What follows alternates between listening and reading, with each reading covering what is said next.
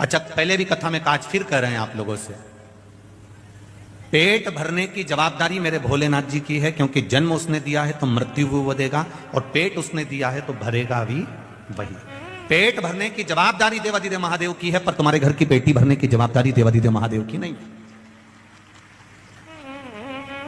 अब पेटी अगर तुम्हें भरना है तो तुम अपने हिसाब से भर सकते, थोड़ा छल कर कर, थोड़ी बेईमानी कर कर, थोड़ा कपट कर कर, कोई थोड़ी बहुत निंदा आदि कर कर, थोड़ी बहुत किसी की प्रशंसा कर कर, थोड़ा बहुत कहीं ना कहीं किसी ना किसी रूप में पेटी अगर बनना हो तो बात दूसरी है कि आप पेटी भरना चाहते हो,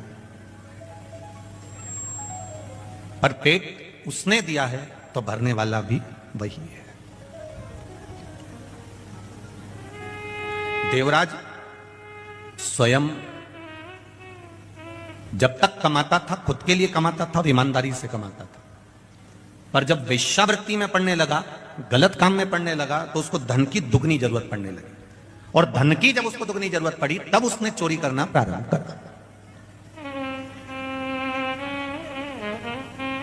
तब उसने चोरी करना प्रारंभ करा। अब वो चोरी कर रहा है, अब वो धन को चुरा कर ला रहा है, अब वो धन को कहीं गलत जगह से एकत्रित करने का प्रयास कर। शिव महापुराण की बात कथा एक बात और कहती है, आपके भरण पोषण की जवाबदारी महादेव की है, तो आपकी संग में अगर आपकी धर्म पत्नी जुड़ी है तो उसकी भी जवाबदारी महादेव की है। बच्चे जुड़े हैं, बच्चों की भी जवाबदारी महादेव की है। माता पिता जुड़े हैं, माता पिता की जवाबदारी भी महादेव की है। पर इसके अलावा अगर आप फिर किसी अन्य नारी के चक्कर में अगर पड़ते हो, फिर कहीं तुम जुए में, कहीं मांसाहार में, कहीं मदिरापान में, तो कहीं वेश्यावृत्ति में अगर आप फिर पड़ते हो, फिर जवाबदारी भोलेनाथ की खत्म हो जाती है। आप, आपके बच्चे, आपका परिवार, आपकी पत्नी, आपके पुत्र और आपके माता पिता, बहन भाई, कुटुंब की जवाबदारी महादेव की है, पर तुम उस धन को गलत जगह पर लगाना प्रारंभ कर दिए। उसने दिया था पेट भरने के लिए, उसने दिया था बच्चों की शिक्षा के लिए, उसने दिया था, होते हैं कई लोग, अभी कहीं ना कहीं लोगों को कुछ गवर्नमेंट से या प्रशासन से कोई थोड़ा बहुत पैसा मिल जाता है, अब वो मिला था किसी काम के लिए और मालूम पड़े लगा दिया किसी दूसरे काम में। अब सरकार ने तो पैसा दिया था आपको कि इस कार्य में लगाना, अब तुमने लगा दिया दूसरे कार्य में। अब दूसरे कार्य में लगाया तो प्रशासन अगली बार आपको कुछ देगा क्या? अरे बोलो तो जम के नहीं देगा, क्योंकि उसको मालूम है कि इसको दिया था मैंने इस चीज के लिए और इसने लगा दिया दूसरी चीज में, अगली बार को नहीं देगा। अब नेत्र काय के लिए दिए थे भगवान ने, वो भगवान भी प्रशासन से कम नहीं हो, काय के लिए दिए थे उसने? इन नेत्रों से क्या करना भगवान का? बोलो बोलो जम के बोलो, दर्शन करना। इन नेत्रों से दर्शन करिए, इन नेत्रों से पोथी पुराण पढ़िए, शिव महापुराण, रामायण, भागवत गीता, इसका स्मरण करिए। अब तुमने इस बार तो इस नेत्रों को भगवान में लगाया ही नहीं। अब पैसा दिया था मकान बनाने के लिए, पैसा दिया था खेती के लिए, पैसा दिया था, लोन लिया था मकान के लिए, और मालूम पड़े बैंक वाले बाद में आए तो मालूम पड़े ना तो मकान दिखा ना प्लाट दिखा, और वो लोन का पूरा पैसा खत्म कर दिया। अब बनाना था तुमको मकान, लेना था तुमको प्लाट, करना था काम, मिला था मकान के लिए, लगा दिया गलत जगह पर, गलत जगह पर लगाया, बर्बाद हो गए। बर्बाद हो गए तो अगली बार तो प्रशासन ने तुमको वो पैसा नहीं दिया। साहब अगली बार दिया था इसने काम में नहीं लगाया, अगली बार दिया था इसने सही जगह नहीं लगाया, तो अब की बार उसने देना बंद कर दिया, उसने देना बंद। बस यही शिव महापुराण की कथा कर रही है, यही भगवान शंकर का गुणगान कर रहा है। एक बार उसने देख लिया नेत्र देखकर कि इसने नेत्र सही जगह लगाया कि नहीं लगाया। अगर एक बार इसने नेत्र सही जगह नहीं लगाया, फिर अगली बार तुम तैयारी कर कर बैठो कि नेत्र। श्रवण दिया था कथा सुनने के लिए, एक बार दिया और सही नहीं गया। ये हाथ दिए थे भगवान की भक्ति करने के लिए, सेवा करने के लिए। कोई बुजुर्ग है, कोई गरीब है, कोई किसी रूप में तकलीफ में है, कहीं भजन हो रहा हो तो इससे सेवा करना, पर हाथ भी सेवा में नहीं लगे तो वो भी चलेगा। पांव दिए थे भगवत भजन के लिए। हमारे मालवा के संत श्री नागर जी महाराज बड़ा सुंदर कहते हैं, हाथ दिए रे तूने दाता बन, कभी नहीं दान कियो, दयालु मैंने अवगुण बहुत कियो। पाँव दिए तूने दाता बन के, कभी नहीं तीरथ कियो, दयालु मैंने अवगुण बहुत कियो। नेत्र दिए रे तूने दाता बन के, कभी नहीं दर्श कियो, दयालु मैंने अवगुण बहुत कियो। फिर संसार सागर में आने के बाद मैंने करा क्या? जब इतना सुंदर शरीर दिया और शरीर का मैंने सदुपयोग नहीं करा, फिर संसार सागर में आकर मैंने किया क्या? तो संसार सागर में आने के बाद मैंने एक काम किया कि कोरा कोरा कागज काली काली शाही और 10 को 20 कियो, दयालु मैंने अवगुण बहुत कियो। इस संसार सागर में आने के बाद में इस संसार सागर में आने के बाद मैंने केवल एक काम करा, 10 को 20 कैसे करा जाए उसको सोचा गया, उसका विचार किया गया।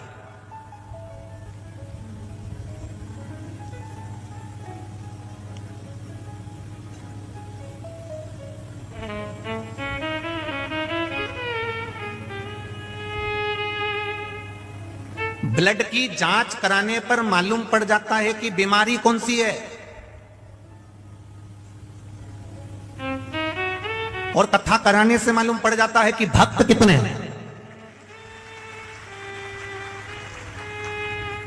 ब्लड की जांच कराने से बीमारी का पता चल जाता है, और शिव महापुराण की कथा करवाने से, राम कथा, कृष्ण कथा, भगवान की अविरल भक्ति की कथा कराने से यह पता चल जाता है कि इसके हृदय में भाव कितना, इसके हृदय में, इसकी चित्तवृत्ति में परमात्मा का भजन कितना। आपको दिखेगा। 7 दिन आप भी यहीं हो, हम भी यहीं हैं। कई कई ऐसे हैं 7 दिन सुबह 7 बजे से 6 बजे से यहां जगह संभाल कर बैठे रहेंगे, और कई ऐसे रहेंगे 1 बजेगी तब 10 मिनट पहले घर से निकलेंगे, 4-5 को दरवाजे पे परेशान करेंगे, 8-10 को रास्ते में परेशान करेंगे, तब अपनी गाड़ी बढ़ाते हुए, ठोकते हुए, परेशान करते हुए प्रशासन के लोगों को, चाहे पुलिस प्रशासन के हो, चाहे समिति के लोग हो, चाहे जो सेवा कर रहे हैं उनको, 50 बार अपनी दबियत गाड़ी दिखाकर तब जाकर अंदर जाके बैठेंगे। कभी इनके जैसा तब कर देखो 5 बजे से 6 बजे से 7 बजे से। जरा देखो, बैतुल वालों के लिए कथा नहीं है। हम कहेंगे बैतुल वाले अगर कथा के पंडाल में नहीं आ सकते हैं तो एक बार रात को आकर इन भोलेनाथ के भक्तों का दर्शन कर जाना कि इनका भाव कितना शुद्ध है।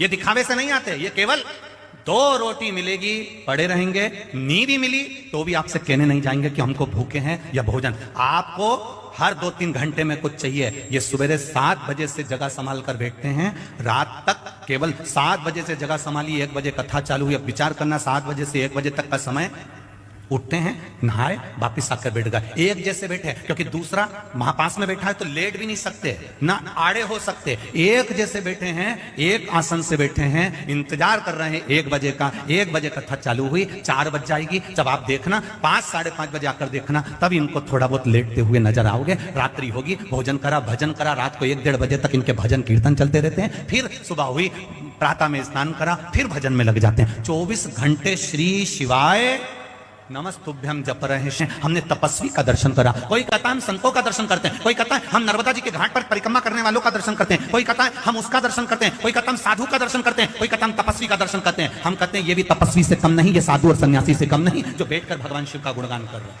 भगवान शिव की अविरल भक्ति को धारण कर रहे हैं।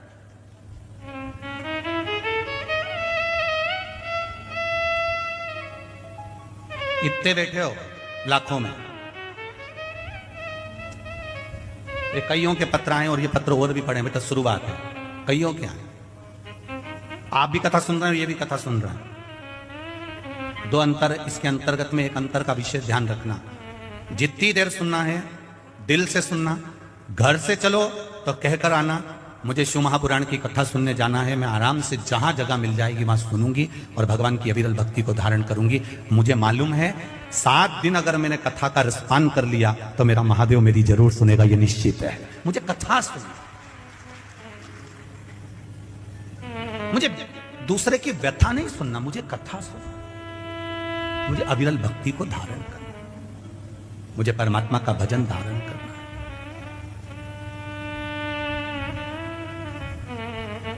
और जब तक वो नहीं चाहेगा तब तक आपको आनंद की अनुभूति नहीं हो सकती। कहीं कृपा, कहीं मां ताप्ती की कृपा और कहीं मां नर्मदा जी की कृपा और कहीं मेरे भोलेनाथ जी की करुणा हुई है तो बैतुल में यीशु महापुराण की कथा मिली है, नहीं तो बाबा की कहीं योग संयोग। और वो भी कथा कोई आज की नहीं है, बैतुल की कथा की अभी इनको 1 साल में मिल गई और कथा की बुकिंग हो गई। आप पूछना इन परिवार से, 2 साल पहले की कथा बुकिंग है और 2 वर्ष पहले ये कथा बुक हुई थी, तब जाकर अब उस समय पर जो कथा का स्वरूप था उस हिसाब से इनने व्यवस्था के अनुसार चले। फिर कथा का स्वरूप बढ़ता गया, लाखों में भीड़ आने लगी, फिर व्यवस्था बढ़ी, तो धीरे धीरे धीरे धीरे धीरे धीरे कहीं कहीं शिव ने संभाल लिया, शंकर के रूप में पूरे बैतुल वासियों ने संभाल लिया और इस कथा का आनंद शिव कृपा से। शंकर भगवान की उदारता बिना नहीं हो सकता। शिव कथा कह रहे हैं। देवराज ब्राह्मण का पेट भरने का जवाबदारी भोलेनाथ जी की है, आपकी और हमारी पेट भरने की जवाबदारी भोलेनाथ जी की है। हमारे परिवार का भरण पोषण करने की जवाबदारी हमारे भोलेनाथ जी की है। पर तुम वेश्या का संग पकड़ लो और वेश्या को तुम यहां से ले जा कर देना चालू कर दो, तो वो जवाबदारी मेरे भोलेनाथ जी की नहीं है। पूरा सुखमय तुम्हारा परिवार चल रहा है, अच्छे से तुम्हारे परिवार का गुजारा चल रहा है, और तुम्हारे परिवार के गुजारा चलते चलते जब तुम्हारे परिवार में कहीं ना कहीं धन के चक्कर में अगर द्वेष हो रहा है, धन के चक्कर में अगर लड़ाई हो रही है, क्लेश हो रहा है, समझ लेना कि परिवार का कोई व्यक्ति इस धन को जरूर कहीं गलत जगह पर लगाना चालू कर दिया। इसलिए मेरे महादेव ने देने से पहले अपने हाथ को रोक लिया।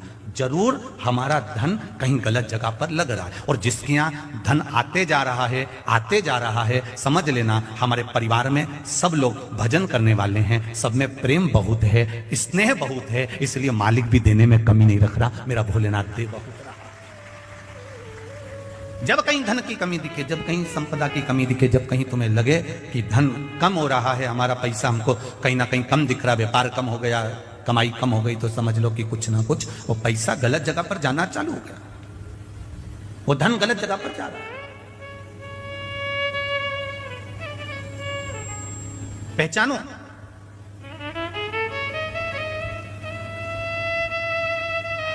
गाय, लक्ष्मी और बेटी,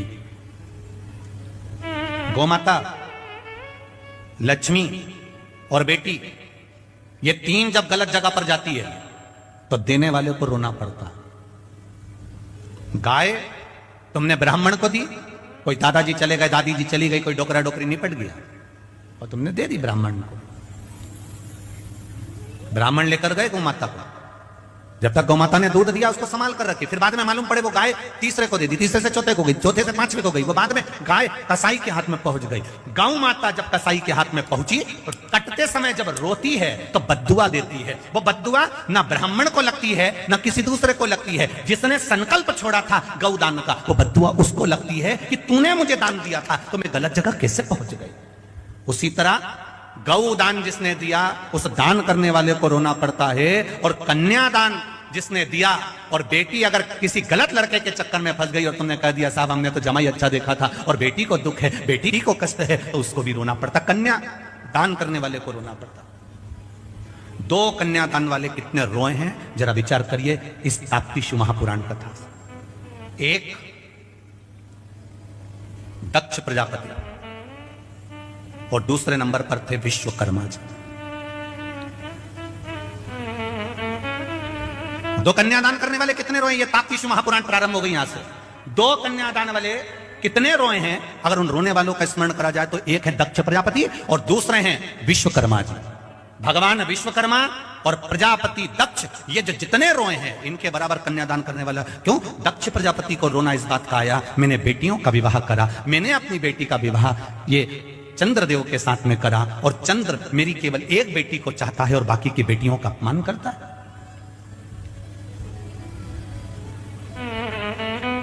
सारी बेटियां दक्ष प्रजापति के सामने आकर खड़ी हो गई। पिताजी, एक बेटी ने भी दक्ष प्रजापति से यह नहीं कहा कि हमको दुख है, बस बेटी आकर खड़ी हुई और दक्ष प्रजापति की आंख में आंसू भरे थे। एक बेटी और बाप का अटैचमेंट है, ये बेटी और बाप का हृदय है, ये बेटी और बाप का स्नेह है।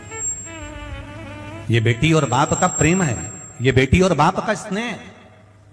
बाप अपनी बेटी का केवल चेहरा देखकर पहचान जाता है कि मेरी बेटी को क्या तकलीफ है। बेटा मां को प्रिय होता है और बेटी, जम के बोलो जरा, बाप को प्रिय होती है, पिता को प्रिय होती है, उसके पापा को प्रिय होती है कि मेरी बेटी है और मेरा पापा पिता।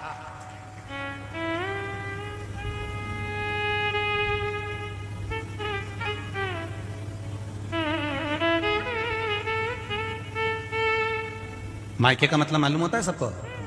बोलो री बैतुल वाली जीजी, और जितने बैतुल के जीजा हैं वो भी बोल दो। मायके का मतलब मालूम है? जहां पर जाने पर मां और माया दोनों मेरी हो वो मायका कहलाता है। मायके में जाने के बाद बेटी कहते पापा ऐसा, तो पत्थर की वकील मेरी छोरी ने कहा अब तो ऐसा करूंगा ही सही, अब करूंगा ही सही। मां मेरी माता ने जो कहा है मैं उसके अनुसार करूंगा। जहां पर मां और माया दोनों मेरी है वो मायका है। शादी हो गई, दूसरी जगह चली गई ससुराल, फिर भी जब वो मायके में आए तो उसको लगना चाहिए कि जीजी तुम्हारा ही है सब कुछ। अलमारी खोल दूं, साड़ी निकाल दूं, लो पहन लो। पर तुम्हारे अलमारी खोल दूं और साड़ी निकाल दूं, पहन लो, ये तो बहुत दूर की बात हो गई थी मेरी बैतुल वालियों, बहुत दूर की हो गई। तुम्हारे कमरे में आकर अगर तुम्हारी ननन बैठ जाए तो भाभी का मुंह भगोना हो जाए, तुरंत भाभी का मुंह भगोना। ये जीजी ने अकल नहीं है क्या? पत्नी ने अपने पति से कहा, भाभी ने अपने पति से कहा, तुम्हारी बहन में अकल नहीं है क्या रत्ती भर भी? जब देखो जब मेरे कमरे में आकर बैठ जाती है। भाई को कहना चाहिए ये सब उसका है, कुछ नहीं मांगा उसने। घर से जब गई थी, पिता ने कन्यादान में जो दे दिया, एक फ्रिज, 7,000 की अलमारी, वॉशिंग मशीन, मिक्सर भी ऐसा दिया जिसमें मूंगफली का दाना भी नहीं पिसाया, ये सब जो दिया था थोड़ा बहुत सामान और देकर एक बार में विदा कर दिया था। बस उस दिन लगा कि ये सब कुछ नहीं है। पर भाई को बोलना चाहिए कि तू बहन से इतना मत चिढ़, ये सब कुछ उसी का है। खुशी खुशी सब छोड़कर ससुराल चली गई, सब छोड़ गई।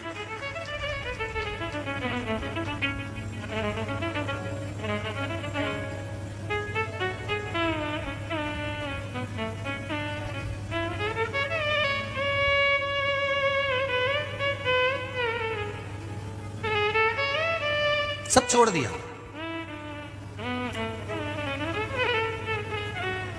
दक्ष प्रजापति को मालूम है मेरी बेटी को दुख क्या है, पर मेरी बेटियां मुंह से तो कहे कि मुझे तकलीफ ये है। विश्वकर्मा जी को मालूम है कि मेरी बेटी को संज्ञा को दुख क्या है, पर संज्ञा एक बार तो मुंह से कहे कि पिताजी दुख ही है।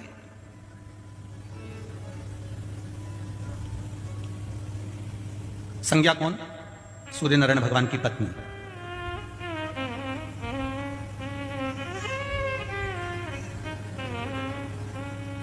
विश्वकर्मा जी को मालूम है मेरी बेटी संज्ञा को दुख है, और दक्ष प्रजापति को मालूम है कि मेरी बेटियों को दुख है, पर मुंह से कहे तो सही। कई बार बेटियां बोल नहीं पाती, और बेटियों को बोलना चाहिए, बेटियों को कह देना चाहिए। और पिता का प्रेम किसको कह सकते हैं, पिता की करुणा किसको कह सकते हैं? वो दिल्ली में जो श्रद्धा के 35 टुकड़े हुए, किसी को ज्ञात नहीं था, केवल एक पिता का दिल पछोड़ गया। और पिता ने सोचा बहुत दिन से श्रद्धा की खबर नहीं आई। पिता उसी समय दिल्ली पहुंच गया। फिर उसने ढूंढना चालू करा, जब कुछ हाथ नहीं लगा तब फिर पुलिस प्रशासन के पास गया, तब जाकर खुलासा हुआ उस बाप के सामने की बेटी के 35 टुकड़े हो गए। बाप और बेटी का अटैचमेंट किसको कहते हैं, बेटी और बाप का स्नेह किसको कहते हैं? बेटी की आंख में आंसू आते हैं और बाप पहचान जाता है कि मेरी बेटी क्यों रोई है, उसकी आंख में अश्रु कैसे आ गए, उसके नैनों में जल कैसा आ गया।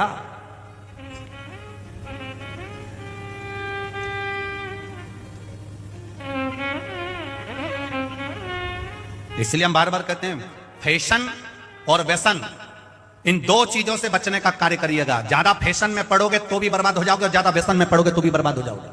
फैशन भी तुमको बर्बाद कर देगा और व्यसन भी तुमको बर्बाद कर देगा। एक जरा सा कहीं धूम्रपान कर लिया, कहीं तंबाकू खा लिया, कहीं मदिरापान कर लिया, कहीं मांसाहार कर लिया, कहीं वैश्यावृत्ति कर ली, कहीं जुआ कर लिया। फैशन भी बर्बाद करेगा और व्यसन भी बर्बाद कर देगा। इन दोनों से बचने का प्रयास करिए।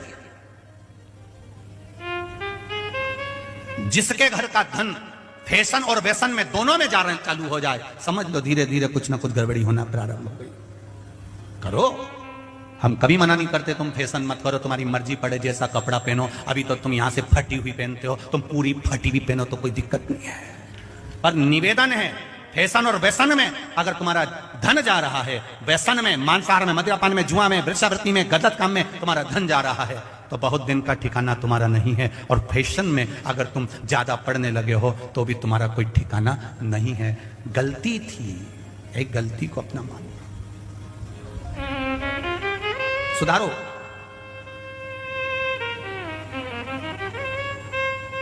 बहुत मर्यादा से हम लोग कथा कर रहे हैं, आज पहला दिन है इसलिए शांति से। हमें भी देखना पड़ता है कि भगोनी के चावल कैसे हैं।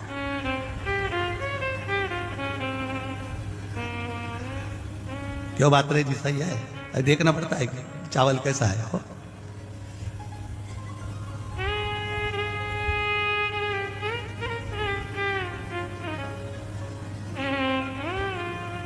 पर चावल जोरदार तो है, जब तो बैठने की जगह तक नहीं बची, सब खड़े हैं पीछे, ढेर लगे हुए अपार, इतना भीड़ है, सबका प्रेम। ये समझ में आता है कि आप लोगों की भक्ति बड़ी प्रबल है, भाव बड़ा प्रबल, हृदय। और जो भजन का बल है, यही बाबा की कृपा से आपका खूब आनंदमय रहना चाहिए। खूब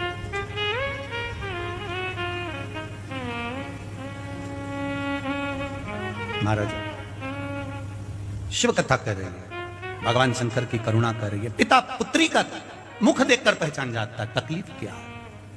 दक्ष प्रजापति को भी रोना आया अपनी बेटियों को देखकर, और विश्वकर्मा भगवान को भी रोना आया था अपनी बेटी को देखकर, संध्या को देखकर। आंखों में जल भरा हुआ था।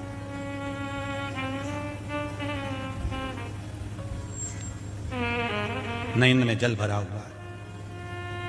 दक्ष प्रजापति ने भी अपनी बेटियों से पूछ लिया था कि बात क्या है, कुछ बोलोगी तुम? 3 बार मेरे पास में सारी की सारी बेटियां आ चुकी हैं, मेरी पूरी कन्याएं आ चुकी हैं, पर तुम बोलती क्यों नहीं हो? हुआ क्या? चंद्र ने कुछ कहा तुमको? कुछ बोला तुमको? नहीं। छोटा मोटा दुख होता है ना, तो ये भारत भूमि की जो मेरी बेटियां हैं, छोटे मोटे दुख को तो सहन कर लेती हैं, छोटी मोटी तकलीफ को सहन कर लेती हैं, छोटे मोटे कष्ट को सहन कर लेती हैं। भारत की बेटियां बोलती तब है जब अति हो जाती है, अति जब हो जाए तब भारत की बेटियां बोलना चालू करती हैं।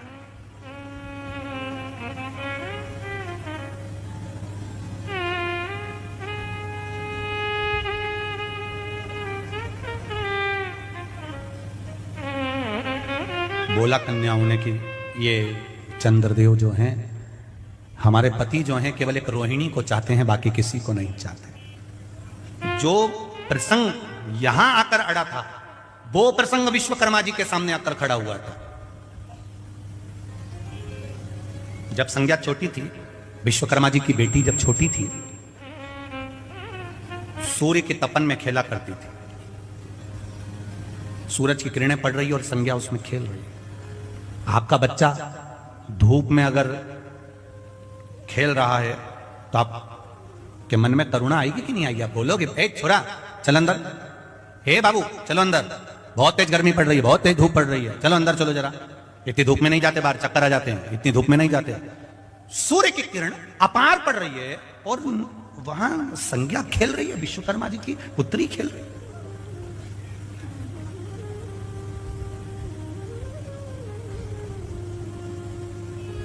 विश्वकर्मा जी की धर्मपत्नी ने आवाज लगाया, संज्ञा, ए संज्ञा इधर आओ। संज्ञा आने को तैयार नहीं, खेलती रही। तब विश्वकर्मा जी ने उसको पकड़कर अपने कक्ष में लेकर आए। विश्वकर्मा जी ने कहा, संज्ञा इतना तपन हो रहा है, इतना धूप पड़ रही है, इतनी गर्मी पड़ रही है, इतना सूर्य की किरणें पड़ रही है, और तुम उस सूर्य की किरणों में खेल रही हो।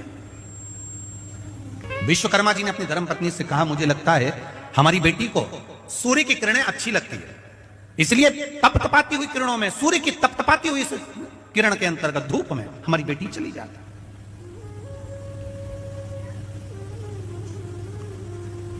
धीरे धीरे बेटी बड़ी हो गई, संज्ञा बड़ी हुई। जब संज्ञा बड़ी हुई तब उनका विवाह का मन में भाव आया। तब संज्ञा को लेकर विश्वकर्मा जी पूरे ब्रह्मांड में घूम रहे हैं हाथी पर बिठाकर कि मेरी बेटी को मैं ब्याहना चाहता हूं और इसके लायक जो वर होगा मैं उससे विवाह करूंगा। आपसे भी निवेदन है, अगर तुम्हारी बेटी पढ़ी लिखी है तो उससे दुगना पढ़ा लिखा उसका वर होना चाहिए। तुम्हारी बेटी विद्वान है तो उससे दुगना विद्वान उसका वर होना चाहिए। रामचरितमानस तक में वर्णन आया है कि सीता मैया की विद्वत्ता से दुगना विद्वान राम जी को ढूंढा गया था। सीता जी ने उल्टे हाथ से धनुष को उठाया था मात्र 6 वर्ष की आयु में, और जनक जी ने मन में संकल्प ले लिया था कि इसका पति वो होगा जो सीधे हाथ से धनुष को उठाकर चढ़ाकर तोड़ देगा, बेटी उससे ब्याह दूंगा। सीता 6 वर्ष की आयु में अगर धनुष को उठा सकती है तो इसका पति वो हो जो इस धनुष को उठाकर तोड़ दे तो बेटी